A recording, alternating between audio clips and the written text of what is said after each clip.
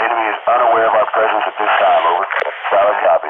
Hitman 2-3, Echo 5 Foxtrot. This is Hitman 2 Actual. You are approved to engage in 5 mics.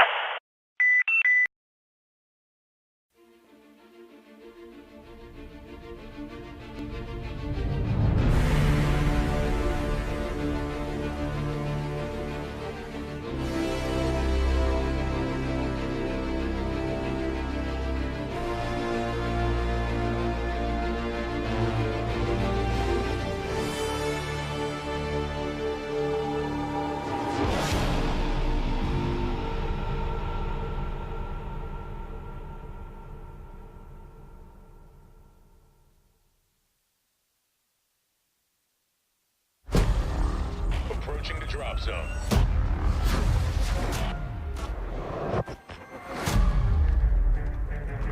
Locked and loaded.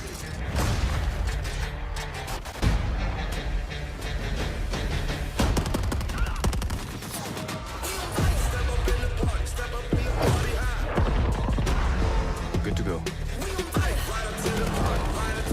Lighting them up.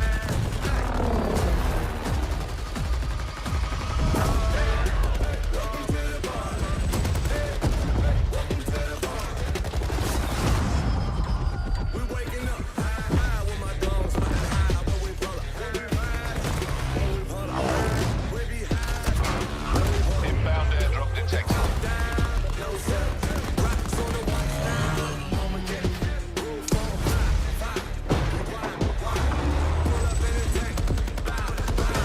You know me. I don't like anyone.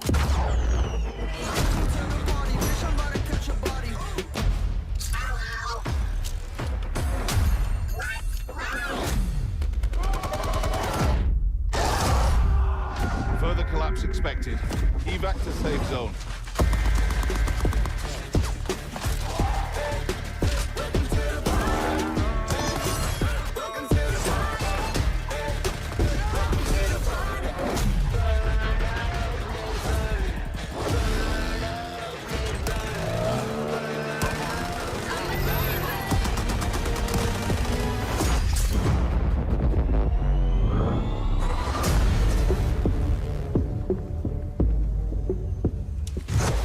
Pre-order and get access to the Blackout beta.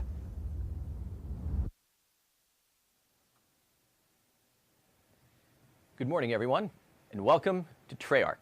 I'm John Raffis, and today we're coming to you live from Santa Monica to talk to you about Blackout. This week we began rolling out more information about the Blackout mode. You actually were able to see it in the October cover of Game Informer, which you can check out and get more details about at GameInformer.com or at your local GameStop. And we rolled out our exclusive world premiere trailer of Blackout yesterday. And it's gotten people talking because the beta starts on Monday. To talk all about the beta and what is in store, I have with me Dan Bunting, co-studio head, and where's David? Hold on. I'm getting word David is on his way. David's coming in. Wait, there he is. David is dropping in. David is dropping into the stream. All right. And ladies and gentlemen, there he is. It's always worth making a You can make it.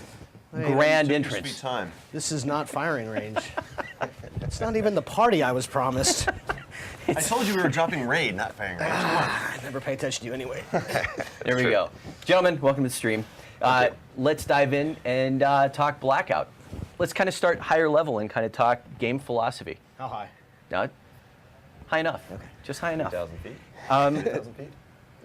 Let's talk about game design philosophy. What really kind of drove the creation of Blackout?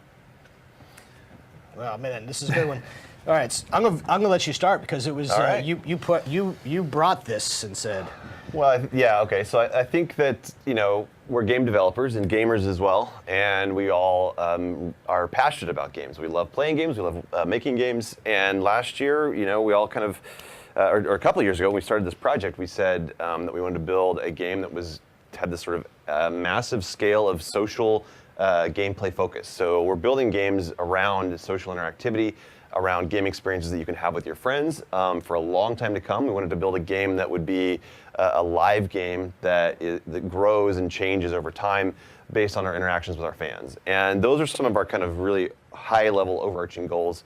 As we started to build this game out, it took many forms. We are game developers. And 2 games, if you want to really True, think yeah. back, to the first, the large world that we tried to make the first time. Yeah, I mean, going back even to Black Ops 3. In the beginning, we had started building out this concept of a larger open kind of online game, and so we started to build a lot of tools for that. And as this game started, we sort of evolved some of those ideas. We changed some of them around. We started to build as game makers. We like to iterate. We like to constantly change. We play. We test, we take feedback from the team, we call it finding the fun. So you got to find the fun in the game and then follow the fun where it goes. So once you find the fun, you sort of takes that meandering course until you get to the final result that we see today. So I think that It's a very long road. Very long road. Over the last 2 years, it's been an evolution of some of the early ideas. And of course, the concept of Battle Royale took the world by storm early last year as an evolution of even some community mods that had been built in lots of games. And I think that that's where we are today. So that was good. Sorry, I forget to punctuate my sentences sometimes. I just Dan's a kind of pro. keep rambling. Dan's Go a ahead. pro. Well, I mean, you talk about the process of like finding the fun, but whenever you take a look at what the studio has developed in the past, going Battle Royale, going to Blackout is something new. So tell us a little bit about that development process. What was that road like for you? What was it like for the studio? I had to assemble a Since team. I hogged all the air, I'll let you I'll take that one. I'm gonna go with the answer this long exactly. This was we had to put a team together to do it, and not just inside this building, also with our partners at Raven, who you can't make this size world without their help. That was the hard bit. Was this particular individual? It's a very large studio, so that particular group of people had not necessarily worked together yet, and there's new people involved. And that was probably the most important thing, at least in the earliest days, to get right. That's what I was thinking about a lot. How do you galvanize? But then this is Treyarch, so they self-galvanize pretty quickly as soon as you just put the carrot out there. So that the development process, we had to sort it out, right? There are things that you could run, and there are a lot of things that you would do when we make games that would work really well, and there are things that we would do historically that didn't work out so well, and like the map evolution itself, right? Those are very, very controlled designs, both multiplayer and zombie maps, and almost everything we've made is very bespoke, for lack of a better word, very unique. Yeah. And in Blackout, you had to kind of figure out how to zoom out and paint at a higher level, so that it's just like you just have these ingrained things from 10 plus years, of making Black Ops games. So while we draw on our heritage and we find and follow the fun from our history, you also could not necessarily use the same exact development and design processes to get there. I think, another thing I think is really an interesting point to kind of just piggyback on what you're saying is that putting a team like this together merged people with a lot of different experiences and backgrounds that maybe haven't worked together in the past, and you saw people with a long history of multiplayer experience that combined with people with a long history of narrative campaign experience, and putting those people together kind of brings out piece of cake. Brings out kind of all new flavors, if you will, in the kind of game that you're making and the kind of game that comes out the other side of that. Sure. All right, so the beta starts on Monday exclusively on PS4. It opens up to Xbox One on 9/14, opened for all on PC 9/15, wraps on 9/17. Immediately following today's stream, we will have our own Blackout field guide up on Treyarch.com. But we wanted to Black Ops, Blackout. Well, no, it's Blackout field guide. Okay, it's just checking. It's fine. So it'll be fine. Let's kind of give a preview of that and what is to come on Monday. Sure. Let's kind of talk about Blackout. How do you play this game? So the generalized game loop would go something like this. First, you start the game, and you're not actually playing yet. You're trying to get to what'll be 80 players right off the bat, and then we'll go from there. Once enough players are on, so you'll actually kind of wingsuit into the world just to kind of get your mind around things. You can run around. You can actually pick stuff up. You can actually interact with most objects in the world. You can practice effectively, kind of understanding the mechanics of that world. And then when you get close to 80 people, the game will start. You infill into this big world via a transport helicopter. So you'll wingsuit, and then when you get close to the ground, you'll actually parachute. There, you loot and scavenge, and you gear up as fast as you can as we collapse all the players together slowly. And then the last man or team or woman, last woman or man or team, you know what I mean, standing is the winner. That's the fast version. So if we were to break down that game loop, let's kind of move to pre-game a little bit. Yeah. What does that experience look like? Yeah, we actually call it. We gave it a great name recently, based on some of the stuff that we were talking about. So, Drop zone? Yeah, no, the drop zone is a terrible name. So you go into the deployment. Years we've worked together. I try. We go into the deployment area, and Dan, when you wings into the deployment area, what do you like to do? I like to. Actually, it depends on if I'm with a squad of people I know. If I'm with a squad of people I know, typically the first thing we're going to do is pop that map open and decide where we're going to drop, where we drop in. Yeah, where we dropping. But I also like to mess around and just kind of practice things. So if I want to try out certain weapons, sniper rifles, for example, and figure out how do you master sniper rifles at different ranges in the game, it's a good place to do that. I've had some just kind of silly fun with people. I was playing catch with the combat axe with somebody. Nice. They were you just try to throw at each other and then they catch it, throw it back. And the other day it was Alex, Mr. Conserva. What's up, Alex? Myself and it was Mr. Ben Brinkman. All three of us were together, and these are all folks who we work very closely with on this. We stole a helicopter to go find another helicopter, to go find another helicopter, and then we got Mr. Gordon. So then there was 4, and then we went helicopter racing. So there's fun. like a whole thing that can go on before the game even starts. But realistically, the games fill up fast, and you're not going to have time for any of that shenanigans. That's because you're not going to die in that early Right. pre-match stage. You're not going to die, so you're going to run around. But all the weapons are available, all the vehicles are available. It's a great time to mess around, have fun, or try out all the different content that we have. Well, so you guys just mentioned sort of like tinkering with some weapons and sniper rifles. You talked about vehicles.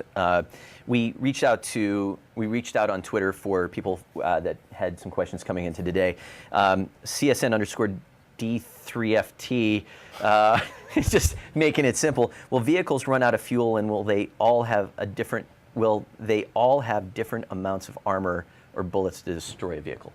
So the ATV, the cargo truck, the mini raft boat, trying to use the approved names, and then the helicopter. What are they called, David? What are they called? We've been calling them by their dev names for so long, and it's hard for me to not call them by what I know them as. They all have different health, so they all have strengths and weaknesses, but none of them, they have unlimited fuel, right? The map closes pretty fast enough where fuel as a resource in a map that size didn't really make sense. And there's not necessarily enough of them to justify the mechanic of fuel. There's like 80 vehicles, but like it's just not. Doesn't make sense in a world this size. Like, it's also a good opportunity to talk about the way that these different, the vehicles all move at different speeds. Yeah. The big truck is slow moving, and it's kind of this big behemoth that just crashes and wrecks stuff really slowly. So many good circle fights with the cargo truck. But I think people saw from the trailer, a lot of fans were asking, moving platform. how does it work? And there's a moving platform. You're not in fixed positions. You can stand, crouch, prone. You can move around. That's true of both the boat and the truck, and then the actual ATV and the helicopter. Both of those have fixed seating positions, but you have a really wide range of motion in both. You're not leaning out windows and such. All right, so whenever you're trying to shoot your opponents, is Total Sickness 22, whose Twitter handle is immediately much easier to pronounce, is there going to be bullet drop on sniper rifles, or is it just going to be bullet leading? Full ballistic simulation. So you want to explain the differences and how we think about that? Yeah, I mean it's complex math by an engineer who likes to do math. Trevor Walker, such good stuff, man. But it really takes into account the weight of the bullet, the caliber of the bullet. Yeah. the length of the barrel, Lead. muzzle velocity. It's speed, effectively. It's speed, and then how much it goes like this. And you really need to shoot the ones that shoot slower and lead more than you have. They don't drop. They drop, but they're not. Brutal. Yeah, you'll see. I mean, just the ranges you expect. If you're looking at it from an SMG to a sniper rifle, SMGs are very low caliber. The bullets are going to drop really quickly. So you it forces you to use those the way that they're designed to be used. And the damage and the ranges of the guns and all this. I mean, ammo plays a big part in Blackout. You actually have to get the ammo. The ammo you have will determine which guns you're probably going to want to use. So ammo and the relationship to its speed, its ballistics, all that stuff it's modeled. I mean, it's still a video game, so it's not a full-on simulation by any means. We have to have fun. Snipers are obviously higher caliber, so they're going to move a lot faster through space and straighter, but it's a little bit, I would say it's less about the bullet drop on those and more about the travel time. So you really, if you're trying to hit a moving target, you're going to have to lead them more, but not necessarily aim up unless they're halfway across. So there's a couple different things to help you out though, because being shot over long ranges can be brutal. So we still do the the very multiplayer Call of Duty way of indicating which direction being shot from, and the weapons have a full tracer set, so you can actually watch and learn. With the tracers. The tracers was a big thing, thanks to Moffat and all the people who worked on that inside the building. Siraj Manasfi wants to know, how long will a Blackout match take? 10 to 20, 30, 40? What's the general ETA? It's 25, pretty much. If you go all the way to the end, it could be 25, 30 minutes tops, I think. It's pretty quick, relatively speaking. I mean, twice as long, 3 times as long as a multiplayer match, but then compared to playing through zombies levels, right? So it's all relative. Of course, we have some ideas for how we might modify them in sort of events to kind of tweak the rule sets to make it play faster or slower. In fact, I can't wait, because during the beta period, I think we're going to do a day specifically about trying to work with all the community people and go, okay, let's try it faster today. Let's try it slower. What does it feel like? Does it feel better? I'm happy with where we are. I think where we are is a great baseline to start from, but it is just the baseline to start from. It is not by any means where it has to end. So we'll play with that. It's Call of Duty, so it's paced in a way that brings the spirit of a more slower, more tactical, more strategic kind of gameplay, but also keeps a little bit of that Call of Duty flavor in there in terms of the pace. A little faster. It's a little faster. If you guys could, from a development perspective, touch on some of the emergent gameplay scenarios that you've seen during development. Like, how does Blackout lend itself well to kind of the idea of an individual's storytelling and their own unique experience? So, I mean, people have already discovered to the point where we're actually already, we put it in the trailer with the cargo truck grabbing a supply drop. I mean, I didn't even know we could do that until the video. That's wrong. Happened. You totally knew. No, you planned it. I wish I could tell you that. I mean, sensor darts into RC cars. I mean, there's all sorts of weird combinations of things that would happen in a normal game, and you'd be like, "That's a bug, and we should fix that." And they happen in Blackout, and you're like, "Oh, that's awesome," right? So it took me a long time to kind of get in that mindset. Emergent storytelling, I think, is why we love playing Blackout, is because I get out of a game and I'm like, I can't wait to talk to somebody. I mean, Alex would just come to my office immediately and talk to me about it, like he does with everything. And then I got off the rails for a second. And then sorry, Alex. And then so my favorite though, my short favorite was I landed Nuketown Island solo hot, and I got scared, so I grabbed the helicopter and I bounced. Yeah. And then I didn't really know what was going on because I was only barely paying attention to where people were dropping or how many people were in the transport when I dropped. So I just stayed up in the sky until the cargo plane came through the map. And then I followed the cargo plane until it would drop the cargo, the supply drop, right? Like a care package. You guys know that. Land the helicopter, steal the stuff, get back up. Did it twice in a row, and then got down the guy and still died, of course. Felt pretty good about yourself there for a while. Bad luck, clever though. Bad luck, Brian. I think it's every game is a different story, and I just last night, one of the last matches I was playing, I kind of strayed from my squad, which you really probably shouldn't do in this mode, because I was vacuuming up all of the loot, and then I got caught outside by a squad that was rolling in one of those cargo trucks with a sensor dart on it. So it was basically this mobile detection unit. They were acting like this mob, just rolling through the map and jumping out and taking people out as they went along. And I got surrounded. They literally, all three of them jumped out instantly and destroyed me right off the bat. I mean, small stuff matters. Like, you're not thinking about maybe flashbangs and this kind of thing. And I mean, I've been wiped by somebody with the flashbang, and I wasn't set up to protect against that, and went out second. So it's like, just even the small things. Like, I think it's kind of breathed a lot of new life into a lot of the gameplay content because of the application of the world. I mean, having one life to live changes a lot of things. If you can constantly respawn.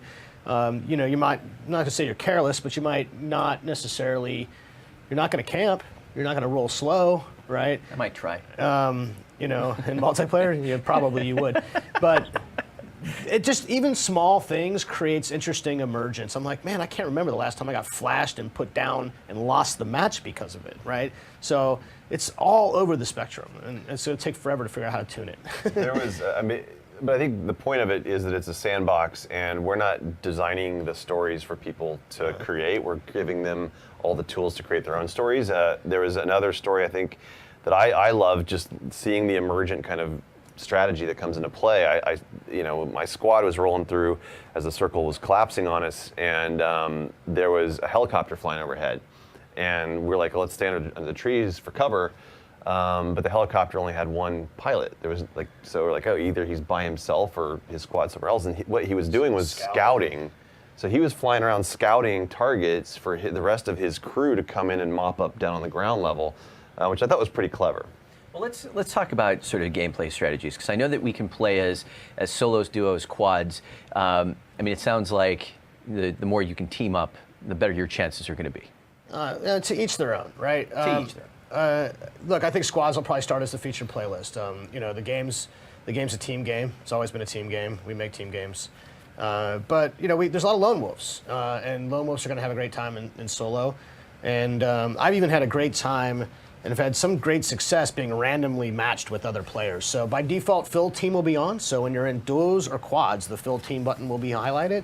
That means if you go in there with one player in duos, or obviously less than 4 in quads, the game will try to take someone in the game and put them in your party or with you. That doesn't always happen, of course, because if you're in quads, a lot of people are playing with 4 players. And of course, the whole solo duo quads, I mean, we can do triplets or 5s, and we'll try different things over the event weekend. But again, like I said, base foundational stuff is key to the beta and launch, so we really focus in on that stuff. And then, it's at that point, with some minor tweaks, it's like easy to try various combinations. I'd like to try 5-on-5. I want to try large scale. I mean, Blackout's evolving. I mean, I wish it was done, but it will never be done. So once you fill team, you deploy. Yeah, you hit the deploy button. It's called deploy. Then you deploy into the holding zone, staging area. But not whatever you called it. DMZ. Yeah. All right, and so that's the full-on wingsuit parachute. Yeah. After you deploy. Yes. Oh, we went back to the loop, and we're talking about. I don't know. We went over here for a while. I got lost. We actually wingsuit into the staging area in the beginning. Yeah. So you get the first just the last experience of wingsuiting in, but it's just for fun. That area is trying to fill up the game. Transport copter. Transport helicopters come in. Right, full-on convoy, I don't know, of things, and you're flying over, and then you decide where to drop, right? And then wingsuiting is a pretty simple experience. I mean, in general, we have it set up in Tune right now where you can kind of mostly point towards where you want to go. You cannot make it exactly across the whole map, but you can get pretty far. And then if you really want to get further, you actually dive. You take the wingsuit and you dive. Point your head towards the earth and get the maximum amount of meters per second that you can. Then you pull out of that, and then because you're wingsuiting, you're a wing. If you're a wing, then you can fly. So that's how you would, pro players, go ahead and practice the dive, momentum speed, flat leveling, and then you're going to soar. But if you're just sort of getting familiar with these games, pick something you can see within maybe 2 or 3 blocks of where your helicopter is going over, and then just point towards it. You'll make it. It's not we deploy pretty fast, right? It's again Call of Duty and a wingsuit. There's a meter to the right on your HUD that has arrows that show how fast you're dropping down. Yeah. So if you get to top speed going down, it'll show 3 arrows. It'll go from 1, 2, and 3. That's the point where you can pull up and flat, and you'll just get a lot more distance that way because you're at top speed. You can actually go up as well since it's a wingsuit. So you can, if you're going top speed, you can effectively pull air up, braking and it's like an air stall. brake. So let's say you're just almost to the destination, but you're going to land on the ground. You'd rather hit the roof because there's other parachuters down below you. You can pull up and land on the roof. So that's there's a lot of cool. Yeah, the parachute tips. will deploy. You'll actually see where you are on the meter he's talking about on your HUD, relevant to where the parachute will deploy. And you can't control the parachute. The parachute is simply to keep you from pancaking into the earth. Once you're deployed officially, the parachute gets cut away, but you still have your wingsuit. And then you can reuse your wingsuit for what we call base jumping. So if, say, you're at the top of Dam, you saw that in the video, and some other tall places. If you press and hold the jump button when you're sprinting, you run, jump, sprint, and then the wingsuit will come back out, and you kind of do this awesome wingsuit move and then land. And you can actually do that out of the helicopter, if you just jump off the edge of a helicopter. So that's the basics of infiltration, wingsuiting with the parachute slowdown, and then the base jumping mechanics. Got it. Let's talk items a little bit here. Sir Jimmy asks if there are different tiers of equipment such as backpacks and armor. So there's a storage slot, and in the storage slot you actually have the only storage item we have today is the backpack. The backpack will take your inventory system and expand it from 5 slots to 10 slots. And then Chris and Gavin and I have a whole host of ideas about other types of storage slots, like for the future, like for example, double up how much health you can stack, things of that nature, which I'm sure we'll get to, maybe even some of those before we ship the game.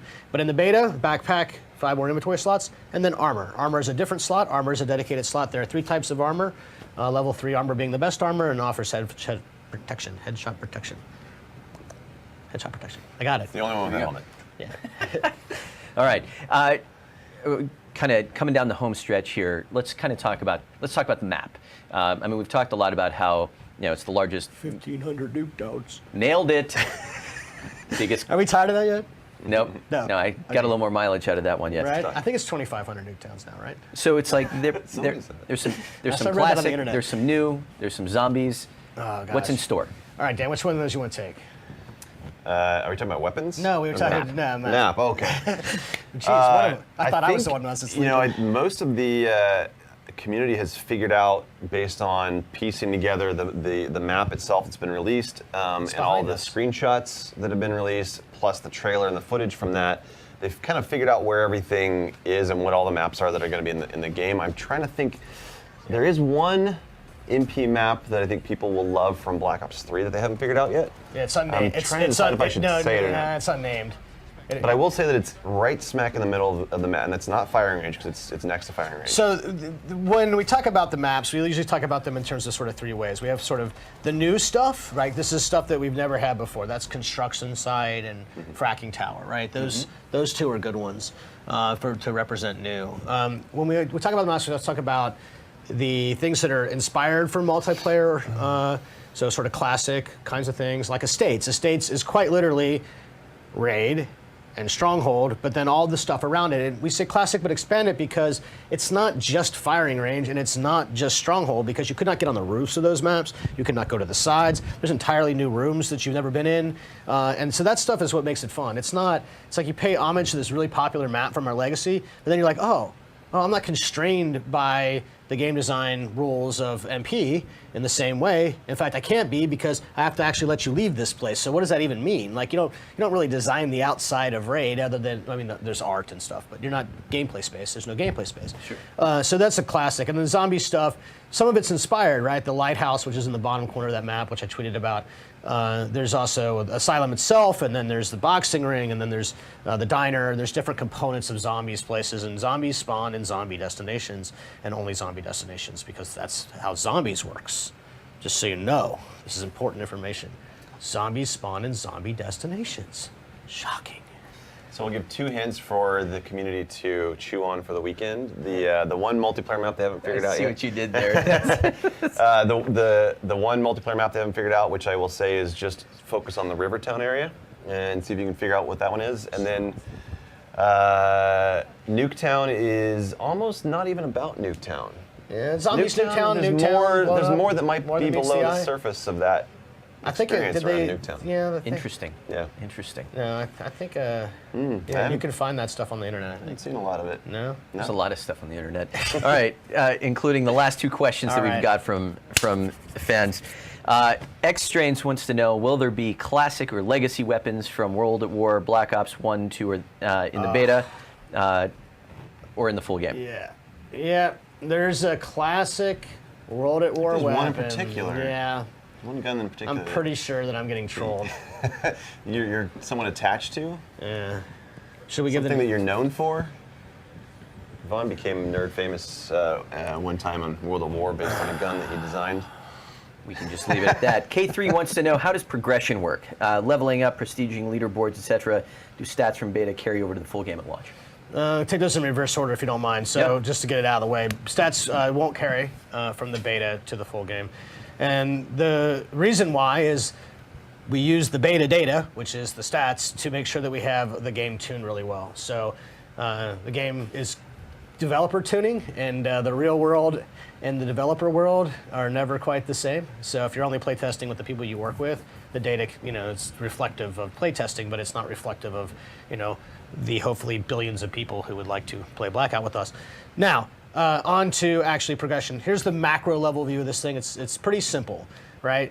In Battle Royale inspired game modes like Blackout, the only way to progress these kinds of things is to eliminate other players from the game, aka kills, and actually place or get first place. So these are the two. It's kind of thing about Blackout. It's like it's really pretty pure, right? Doesn't really. I mean, a lot of stuff happens, but at the end, it's about being the last person or team standing. So if you do well, top 10, 15, 20. I think it's top 15 right now. And then placement, how well you do in the totality of the match, and then how many kills that you get, which means that you're contributing to the process of eliminating everybody. That's what you progress with, and it is a hard, long climb, right? It's but you'll see your progress the whole way. It doesn't have the scoring system of multiplayer. So if you're a multiplayer guy, you're used to all the, ping pong, pinball, ping pong. I need to go home and sleep. Ping pong. Ping ball. Yeah, whatever. Leave me alone. What about how you get characters? Getting characters is the best part. So this system is really crazy cool. Okay. So every character, there are 5 characters that you'll actually unlock by progressing, by winning, by eliminating other players. But beyond that, there's actually what we call the mission unlocks, right? I sometimes call them a quest on accident. I'm surely going to do it again. So in order to start to unlock a character, you actually have to find that character's major unlock item, whatever that is. So here's an example. If you find the War Machine belongs to Battery. So you take the War Machine, and then you have to go out and eliminate players with the War Machine, so doing very Battery-like things. Just the simplest example. And then you take that, complete those sort of in-game quest objectives of eliminating players with the War Machine, and then survive long enough into the game, then you'll unlock Battery. So what's fascinating about this is you have to have that item. So like anything else in the world, it's like a weapon or an attachment. You have to have it. So if you die, you drop that. You drop that, someone else can get that and your War Machine and go out. So that's the example that we commonly use because it's simple. Others are much more involved in that, right? The zombie characters. Like if you want Richtophon, Well, some of them aren't even weapons. Some of them are just things that are going to take up an inventory slot. That's right. Yeah, so you're sacrificing the inventory slot just to get the character. Yeah, because we don't put all the specialist content in there, but specialist gameplay content is in Blackout, and it's accessible to all players, not just some players. So you don't have to be Battery in Blackout to use a War Machine. You can be me, or you, or maybe even him. Probably not me. What about the rarity, though? It's not like you're going to find War Machines all over the map. No, you got to get that through certain means. Supply drops and supply stashes. So we have a stash. So again, if I call it a treasure chest, then you can blame me for saying it's a quest. But the supply stashes are effectively one way to find them, also from the care package. Now, this is a fun thing about Blackout. Because everything is not loadable, like you cannot equip and load out before you go into the game like multiplayer, and you have to find everything in the world, then the rarity of things is completely within our control, right? And not everything has to be of equal power band because I can control how often and rare that it is, right? So what we'll do is we'll light this up. We'll light this up and we'll say, hey, we're going to let you find a little more War Machines or a little less War Machines or no War Machines, or there's one War Machine per match, good luck, right? So this is why the beta data is so important, to come back to the original question, because I need to kind of understand how often these things are coming up in the real world, and then we can use that to inform when we unleash and put unlock availability into the world in the first place, so you can go do the missions. And to those who are worried about the war machine and gameplay balance, the world is littered with trophy systems, and I will say that when you first see a trophy system in this game mode like this, you're like, well, that's really situational. I don't see the value of that. I'm not going to take up my inventory slot. But they are super powerful in the end game, especially in the last circle. Super powerful. People rain grenades on the finals. Mm-hmm. So get your trophy system, hold on to it. That's what I would recommend till the end of the match.